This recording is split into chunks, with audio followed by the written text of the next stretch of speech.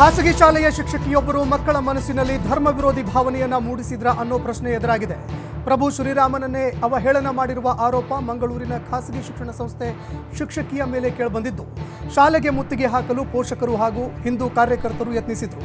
ಶಾಲೆಗೆ ಮುತ್ತಿಗೆ ಹಿನ್ನೆಲೆ ಪೊಲೀಸರು ಬಿಗಿ ಬಂದೋಬಸ್ತ್ ಹಮ್ಮಿಕೊಂಡಿದ್ರು. ಶಾಲೆಯ ಆಡಳಿತ ಮಂಡಳಿ ಹಾಗೂ ಶಿಕ್ಷಕ ವರ್ಗದ ವಿರುದ್ಧ ಪೋಷಕರು ಆಕ್ರೋಶ ವ್ಯಕ್ತಪಡಿಸಿದ್ದಾರೆ.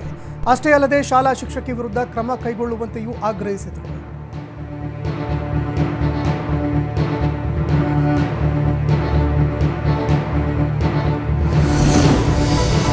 ಮಂಗಳೂರಿನಲ್ಲಿ ಧರ್ಮದ ಬಗ್ಗೆ ಅವಹೇಳನ ಮಾಡಿರುವ ಬಗ್ಗೆ ಮಕ್ಕಳ ಪೋಷಕರು ಮಾತನಾಡಿದ್ದಾರೆ ಎನ್ನಲಾದ ಆಡಿಯೋ ವೈರಲ್ ಆಗಿದೆ.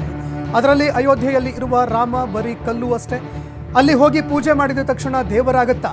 ಹಿಂದೂ ಧರ್ಮಕ್ಕೆ ಮೂಲ ಅನ್ನೋದೇ ಇಲ್ಲ, ಅನುಮಾನ ಇದ್ರೆ ಗೂಗಲ್ನಲ್ಲಿ ಪರಿಶೀಲಿಸಿ ಅಂತ ಮಕ್ಕಳಿಗೆ ಶಿಕ್ಷಕಿ ಹೇಳಿದ್ದಾರೆ ಅಂತ ಹೇಳಲಾಗಿದೆ. ಹೀಗಾಗಿ ಪೋಷಕರ ಕೆಂಗಣ್ಣಿಗೆ ಗುರಿಯಾಗಿದ್ದಾರೆ.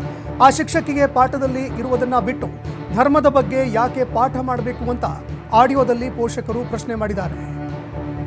7th A class sister Prabha ಅಂತ ಯಾರನ್ನ ಟೀಚರ್ನ ಪುದರ್ ಆರು ಸಿಸ್ಟರ್ ಆರು ವರ್ಕ್ ಈಸ್ ವರ್ಷಿಪ್ ಒಂದೊಂದು ಲೆಸನ್ ಇತ್ತು ನನಗೆ ಇಂಗ್ಲೀಷ್ ಅವು ಪಾಠ ಮಲ್ಪನಾಗ ಸ್ಟಾರ್ಟ್ ಮಲ್ತರಿಗೆ ನಿಜವಾದಾರು ಪಾತಿರ್ದಿನ ಓ ವಿಷಯ ಅಲ್ಲ ಪಾಠಕ್ಕೆ ಸಂಬಂಧಪಟ್ಟಿನ ವಿಷಯ ಇತ್ತು.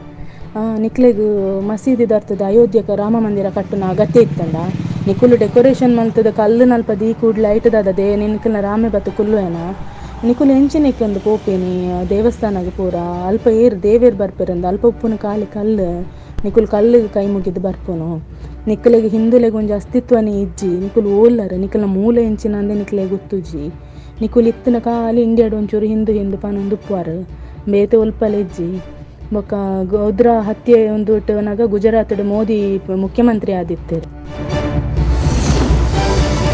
ಗುಂಡಿಕ್ಕಿ ಕೊಲ್ಲುವ ಕಾನೂನು ತನ್ನಿ ಎಂದಿದ್ದ ಮಾಜಿ ಸಚಿವ KS ಈಶ್ವರಪ್ಪ ಇದೀಗ ಯೂ ಟರ್ನ್ ಹೊಡೆದಿದ್ದಾರೆ.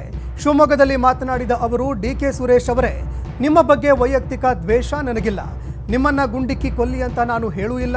ನಾನು ಹೇಳಿರೋದು ರಾಷ್ಟ್ರದ್ರೋಹಿ ಹೇಳಿಕೆ ಕೊಡೋರನ್ನ ಗುಂಡಿಕ್ಕಿ ಕೊಲ್ಲಿ ಅಂತ. ನನ್ನ ಹೇಳಿಕೆಯನ್ನ ತಿರುಚುವಂತಹ ಕೆಲಸ ಆಗಿದೆ. ಇಲ್ಲಿ ಬಂದಿರೋದು ರಾಷ್ಟ್ರದ್ರೋಹಿ ರಾಷ್ಟ್ರಭಕ್ತಿ ಎನ್ನುವ ಬಗ್ಗೆ. ಆದರೆ ನೀವು ಅನುದಾನದ ಬಗ್ಗೆ ಪ್ರತ್ಯೇಕ ರಾಷ್ಟ್ರದ ಬಗ್ಗೆ ಮಾತನಾಡಿದ್ರಲ್ಲ, ಇದು ದೇಶದ್ರೋಹಿ ಹೇಳಿಕೆ ಅಲ್ವಾ? ನೀವು ಹೇಳಿದ್ದು ತಪ್ಪು ಅನಿಸಿದ್ರೆ ಮುಖ್ಯಮಂತ್ರಿಗಳು FIR ಹಾಕಿ ಕ್ರಮ ಕೈಗೊಳ್ಳಿ ಅಂತ ಹೇಳಿದ್ದಾರೆ.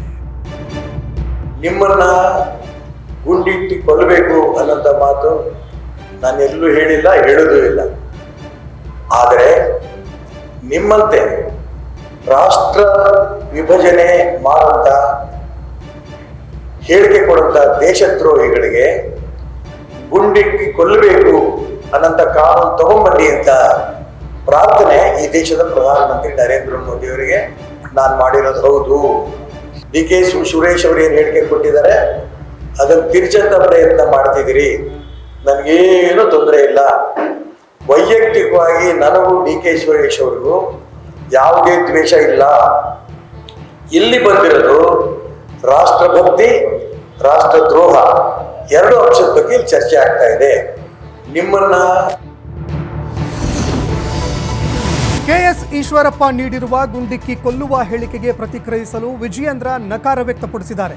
ಬೆಂಗಳೂರಿನಲ್ಲಿ ಮಾತನಾಡಿದ ಅವರು, ನಾನು ಈಶ್ವರಪ್ಪ ಅವರ ಹೇಳಿಕೆಗೆ ಪ್ರತಿಕ್ರಿಯೆ ಕೊಡಲು ಹೋಗಲ್ಲ. ಅವರು ತಮ್ಮ ಹೇಳಿಕೆಯನ್ನ ಕಾನೂನಾತ್ಮಕವಾಗಿ ಎದುರಿಸ್ತಾರೆ. ಆದರೆ DK ಸುರೇಶ್ ಏನು ಹೇಳಿಕೆ ಕೊಟ್ಟಿದ್ದಾರೆ ಅನ್ನೋದನ್ನ ಅವರು ಒಮ್ಮೆ ನೆನಪಿಸಿಕೊಳ್ಳಲಿ. ಯಾರು ದೇಶದ್ರೋಹಿಗಳಿದ್ದಾರೋ ಅವರಿಗೆ ಈಶ್ವರಪ್ಪ ಹಾಗೂ ಅವರ ಹೇಳಿಕೆ ನೋವು ತಂದಿದೆ ಎಂದು DK ಸುರೇಶ್ ವಿರುದ್ಧ ಕಿಡಿಕಾರಿದ್ದಾರೆ. ಅವ್ರು ಏನು ಹೇಳಿದಾರೆ ಅದಕ್ಕೆ ನಾವು ಪ್ರತಿಕ್ರಿಯೆ ನೀಡೋದಕ್ಕೆ ಹೋಗೋದಿಲ್ಲ, ಅವರು ಅದನ್ನು ಎದುರಿಸ್ತಾರೆ. ಆದರೆ DK ಸುರೇಶ್ ಅವರು ಅವರೇನು ಹೇಳಿದ್ದಾರೆ ಅದನ್ನು ನೆನಪು ಮಾಡಿಕೊಳ್ಳಿ. ಹಾಗಾಗಿ ಅದನ್ನು ಎಲ್ಲವೂ ಕೂಡ ಕಾನೂನು ರೀತಿಯಾಗಿ ಈಶ್ವರಪ್ಪನವ್ರು ಕೂಡ ಎದುರಿಸ್ತಾರೆ. ಅವರೇನು ಎದುರೋಡೋಗ್ತಕ್ಕಂಥ ವ್ಯಕ್ತಿಗಳಲ್ಲ. ಯಾರು ದೇಶದ್ರೋಹಿಗಳಿಗೆ ಇದ್ದಾರೆ ಅವ್ರಿಗೆ ಈಶ್ವರಪ್ಪನ ಸ್ಟೇಟ್ಮೆಂಟ್ ನೋವಾಗಿರುತ್ತೆ. ಅವ್ರು ಏನು ಹೇಳಿದಾರೆ ಅದಕ್ಕೆ ನಾವು ಪ್ರತಿಕ್ರಿಯೆ ನೀಡೋದಕ್ಕೆ ಹೋಗೋದಿಲ್ಲ, ಅವರು ಅದನ್ನು ಎದುರಿಸ್ತಾರೆ.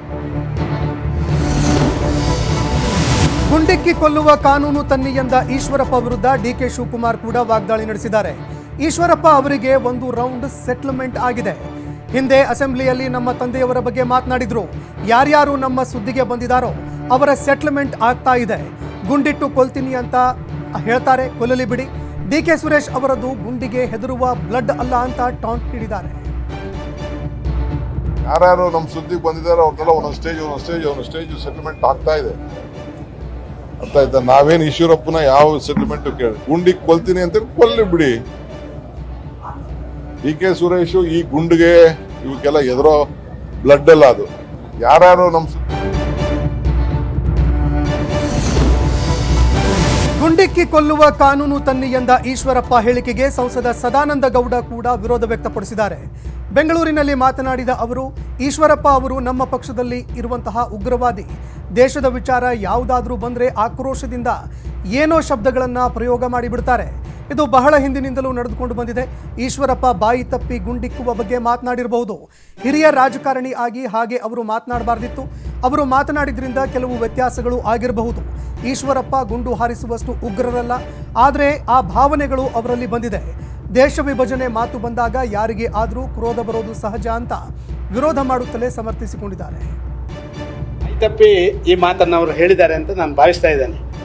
ಹೇಳಬಾರ್ದಿತ್ತು, ನಾನು ಅದನ್ನು ಒಪ್ಕೊಳ್ತಾ ಇದ್ದೇನೆ. ಒಬ್ಬ ಹಿರಿಯ ರಾಜಕಾರಣಿಯಾಗಿ ಆ ಮಾತನ್ನು ಅವರು ಹೇಳಬಾರ್ದಿತ್ತು. ಆದರೆ ಅದರಿಂದ ಸ್ವಲ್ಪ ವ್ಯತ್ಯಾಸಗಳಾಗಿದೆ. ಅಂಥದ್ದು ಗುಂಡು ಹಾಕಲಿಕ್ಕೆ ಹೋಗುವಷ್ಟು ನಮ್ಮ ಈಶ್ವರಪ್ಪನವರು ಅಂಥ ಉಗ್ರರೇನಲ್ಲ ಅವರು. ಆದರೆ ಅವರು ಆ ರೀತಿಯ ಒಂದು ಭಾವನೆಗಳವರಲ್ಲಿ ಬಂತು. ದೇಶ ವಿಭಜನೆದು ಬಂದಾಗ ಸಾಧಾರಣವಾಗಿ ಒಂದು ಕ್ರೋಧ ಯಾರಿಗಾರು ಬಂದೇ ಬರುತ್ತೆ. ಆ ಮಾತಲ್ಲಿ ಉದ್ವೇಗದಿಂದ ಅವರು ಹೇಳಿದ್ದಾರೆ. ಗುಂಡಿಕ್ಕಿ ಕೊಲ್ಲುವ ಹೇಳಿಕೆ ನೀಡಿದ್ದ ಈಶ್ವರಪ್ಪ ಹೇಳಿಕೆಯನ್ನ ಮಾಜಿ ಮುಖ್ಯಮಂತ್ರಿ BS ಯಡಿಯೂರಪ್ಪ ಸಮರ್ಥನೆ ಮಾಡಿಕೊಂಡಿದ್ದಾರೆ. ಈ ಬಗ್ಗೆ ಮಾತನಾಡಿದ ಅವರು, ಈಶ್ವರಪ್ಪ ಹೇಳಿಕೆಗೆ ಕಾಂಗ್ರೆಸ್ನವರು ಅಪಾರ್ಥ ಕಲ್ಪಿಸುತ್ತಿದ್ದಾರೆ. ಈಶ್ವರಪ್ಪ ಹೇಳಿರೋದು ಹೊಸ ಕಾನೂನು ತನ್ನಿ ಅಂತ, ಅದನ್ನ ಕಾಂಗ್ರೆಸ್ನವರು ತಿರುಚುವ ಕೆಲಸ ಮಾಡ್ತಾ ಇದ್ದಾರೆ ಅಂತ ವಾಗ್ದಾಳಿ ನಡೆಸಿದ್ದಾರೆ. ಅವರು ಹೇಳಿದಂಥ ಮಾತನ್ನ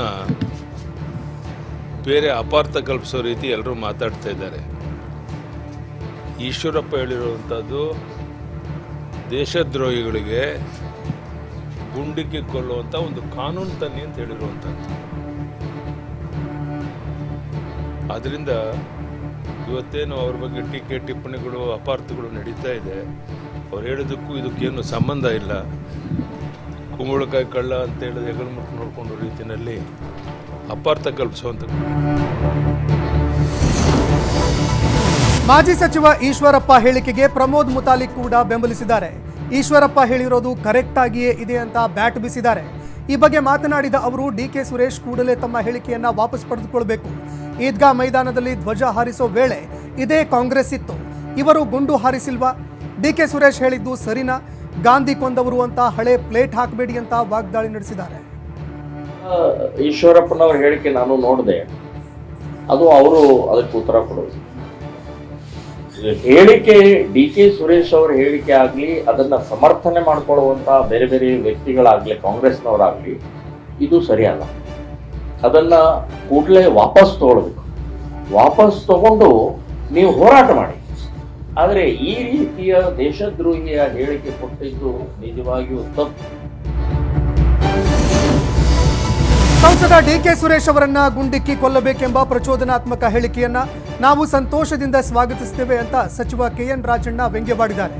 ಸಿಎಂ ಸಿದ್ದರಾಮಯ್ಯನವರು ಹೇಳಿದಂತೆ KS ಈಶ್ವರಪ್ಪ ಅವರ ಮೆದುಳು ಮತ್ತು ಬಾಯಿಗೂ ಕನೆಕ್ಟಿವಿಟಿ ಕಟ್ ಆಗಿದೆ. ಅವರು ಗುಂಡಿಕ್ಕಿ ಕೊಲ್ಲಬೇಕೆಂಬ ವಿವಾದಾತ್ಮಕ ಹೇಳಿಕೆ ಕೊಟ್ಟಿದ್ದಾರೆ. ಆದರೆ ಈಗ ಸಂಸದ DK ಸುರೇಶ್ ವಿರುದ್ಧ ಹೇಳಿಕೆ ನೀಡಿಲ್ಲ ಅಂತಿದ್ದಾರೆ. ಈಶ್ವರಪ್ಪನವರ ಮಾತಿನ ಅರ್ಥ ಏನಂತ ಅವರನ್ನೇ ಕೇಳಬೇಕು ಅಂತ ಹುಬ್ಬಳ್ಳಿಯಲ್ಲಿ ಸಚಿವ KN ರಾಜಣ್ಣ ಕಿಡಿಕಾರಿದರು. ಹಿರಿಯ ನಾಯಕರಿದ್ದಾರೆ ಅವರು ಏನು ಹೇಳ್ತಾರೆ ಅದನ್ನು ನಾವೆಲ್ಲರೂ ಕೂಡ, ರಾಜ್ಯದ ಜನರೆಲ್ಲರೂ ಕೂಡ ಬಹಳ ಸಂತೋಷದಿಂದ ಸ್ವಾಗತ ಮಾಡ್ತೀವಿ. ಆದರೆ ಕೆಲವೊಮ್ಮೆ ಮಾತಾಡೋ ಸಂದರ್ಭದಲ್ಲಿ ಸಿದ್ದರಾಮಯ್ಯನವರು ಹೇಳ್ದಂಗೆ ಅವ್ರ ನಾಲಿಗೆಗೂ ಅವರ ಮಿದುಳು ಬ್ರೈನಿಗೆ ಕನೆಕ್ಟಿವಿಟಿ ಇಲ್ಲ ಅಂತಾರೆ. ಇದೊಂದು ಮಾತು ಕನೆಕ್ಟಿವಿಟಿ ಇಲ್ಲದೆ ಬಂದಿರೋ ಮಾತು ಅಂತೇಳಿ ನಾವು ಅನ್ಕೋಬೋದಲ್ಲ. ಹಾಸನ ಜಿಲ್ಲೆ ಅರಕಲಗೂಡಿನಲ್ಲಿ ಅರಸಿಕಟ್ಟೆ ಅಮ್ಮ ದೇವಾಲಯ ವಿಚಾರದಲ್ಲಿ ಶಾಸಕ ಎ ಮಂಜು ಹಾಗೂ ಮಾಜಿ ಶಾಸಕ AT ರಾಮಸ್ವಾಮಿ ನಡುವೆ ಹಗ್ಗಜಗ್ಗಾಟ ಶುರುವಾಗಿದೆ. ಅರಸಿಕಟ್ಟೆ ಅಮ್ಮ ದೇವಾಲಯ ಸಮಿತಿ ಹೆಸರಿನಲ್ಲಿ ಸಮಿತಿ ರಚನೆ ಮಾಡಿ ಕೆರೆ ಒತ್ತುವರಿ ಮಾಡಿದ್ದಾರೆ ಅಂತ ರಾಮಸ್ವಾಮಿ ವಿರುದ್ಧ ಹಾಗೂ ತಹಶೀಲ್ದಾರ್ RI ಸೇರಿ ಹಲವರ ವಿರುದ್ಧ ಎ ಮಂಜು ದೂರು ನೀಡಿದ್ದಾರೆ. ಇನ್ನೊಂದೆಡೆ ನನ್ನ ದೇವಾಲಯ ಅಭಿವೃದ್ಧಿ ಸಹಿಸದೆ ಅಧಿಕಾರಿಗಳಿಂದ ಕಿರುಕುಳ ಅಂತ ಆರೋಪಿಸಿ ಮಾಜಿ ಶಾಸಕ AT ರಾಮಸ್ವಾಮಿ ನೇತೃತ್ವದಲ್ಲಿ ಪ್ರತಿಭಟನೆ ನಡೆಸಲಾಗಿದೆ. ಅರಕಲಗೂಡು ತಹಶೀಲ್ದಾರ್ ಕಚೇರಿ ಎದುರು ಧರಣಿ ನಡೆಸಿದ್ದಾರೆ. ಹೀಗಾಗಿ ಇಬ್ಬರು ನಾಯಕರ ಕಿತ್ತಾಟದಲ್ಲಿ ಅಧಿಕಾರಿಗಳು ಇಕ್ಕಟ್ಟಿಗೆ ಸಿಲುಕಿದ್ದಾರೆ.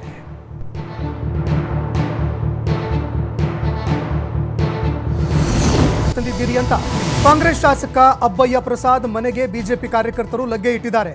ಕ್ಷೇತ್ರದಲ್ಲಿ ಎಷ್ಟು ಅಭಿವೃದ್ಧಿ ಕೆಲಸಗಳನ್ನು ಮಾಡಿದಿರಿ, ಈ ಕುರಿತು ಸಂಪೂರ್ಣ ವಿವರ ಕೊಡಿ ಅಂತ ಪಟ್ಟು ಹಿಡಿದರು. ಬಿಜೆಪಿ ಮುಖಂಡರ ನಡೆಯನ್ನ ಅಬ್ಬಯ್ಯ ಪ್ರಸಾದ್ ಸ್ವಾಗತಿಸಿದರು. ಈ ಬಗ್ಗೆ ಮಾತನಾಡಿದ ಅವರು, ನಿಮಗೆ ಮಾಹಿತಿ ಕೊರತೆ ಇದೆ. ಕಳೆದ ಬಿಜೆಪಿ ಸರ್ಕಾರ 4 ವರ್ಷಗಳಲ್ಲಿ ಕೇವಲ 50 ಕೋಟಿ ಹಣ ಕೊಟ್ಟಿತ್ತು. ಸಿದ್ದರಾಮಯ್ಯ ಸರ್ಕಾರ 1 ವರ್ಷದಲ್ಲಿ ನಮ್ಮ ಕ್ಷೇತ್ರಕ್ಕೆ 60 ಕೋಟಿ ಹಣ ಕೊಟ್ಟಿದೆ. ನೀವು ಇಲ್ಲಿಗೆ ಬರಬೇಕಾದ್ರೆ ಸರಿಯಾಗಿತ್ತು.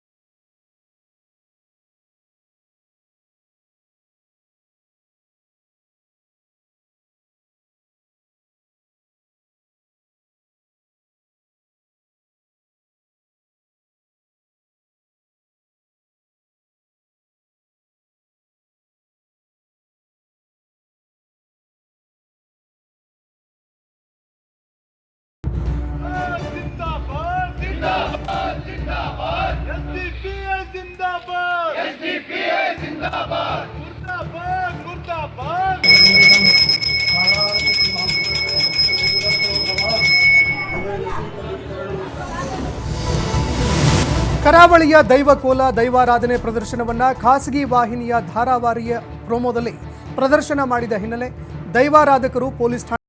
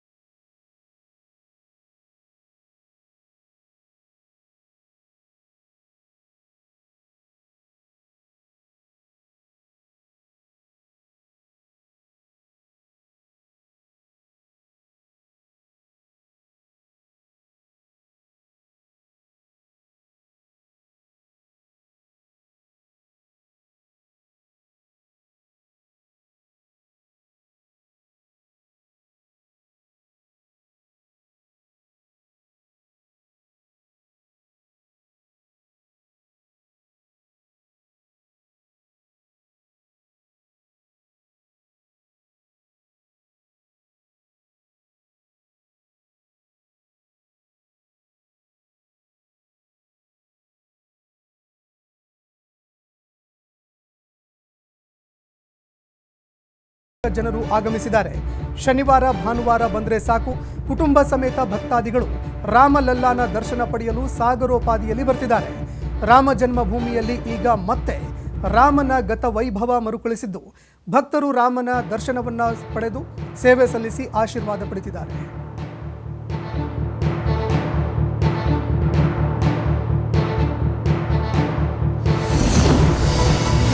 ಅಯೋಧ್ಯೆಯಲ್ಲಿ ಭೂಮಿ ಖರೀದಿ ಮಾಡಿ ಸುದ್ದಿಯಲ್ಲಿ ಇದ್ದ ಬಾಲಿವುಡ್ ಬಿಗ್ ಬಿ ಅಮಿತಾಬ್ ಬಚ್ಚನ್ ಈಗ ಮತ್ತೆ ಸುದ್ದಿಯಲ್ಲಿದ್ದಾರೆ. ರಾಮಲಲ್ಲಾನ ಪ್ರಾಣ ಪ್ರತಿಷ್ಠಾಪನೆಗೂ ತೆರಳಿದ್ದ ಅಮಿತಾಬ್ ಬಚ್ಚನ್ 2ನೇ ಬಾರಿ ಅಯೋಧ್ಯೆಗೆ ತೆರಳಿ ರಾಮಲಲ್ಲಾನಿಗೆ ಚಿನ್ನದ ಒಡವೆಗಳನ್ನು ಅರ್ಪಿಸಿ ಮತ್ತೆ ರಾಮ ಭಕ್ತಿ ಮೆರೆದಿದ್ದಾರೆ. ಜ್ಯುವೆಲರಿ ಶಾಪ್ ಒಂದರ ಉದ್ಘಾಟನೆಗೆ ಅಂತ ಅಯೋಧ್ಯೆಗೆ ತೆರಳಿದ್ದ ಅಮಿತಾಬ್ ಬಚ್ಚನ್ ಅದಕ್ಕೂ ಮೊದಲು ರಾಮ ಮಂದಿರಕ್ಕೆ ತೆರಳಿ ರಾಮಲಲ್ಲಾಗೆ ದುಬಾರಿ ಚಿನ್ನದ ಒಡವೆ ನೀಡಿ ಪೂಜೆ ಸಲ್ಲಿಸಿದ್ದಾರೆ.